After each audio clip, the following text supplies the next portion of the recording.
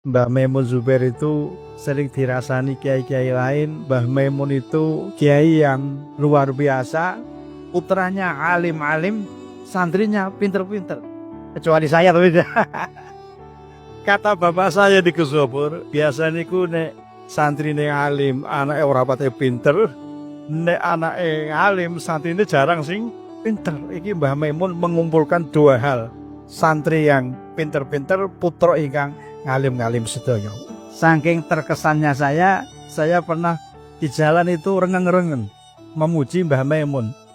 Panjang depannya saya rengeng-rengeng begini, Pak. Lasiyamal alamatil maimuni asaroni syekhina maimuni mazala fi kawamilil altofi kus kamil min robuhil ghafuri warraufi kus rauf fakun lahu mutabi'an wa wafiya kus wafi wakun lahu muayyidan warodiya nih rodiyah istri saya wakun lahu mutabi'an min soro takun laka nafhatuhu idroro Usidror.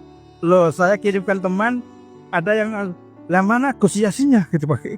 Terus saya sambung doa, saya pungkasi mutawajan bi ahsanit tijani di barakatil hadian Nabi Yasini.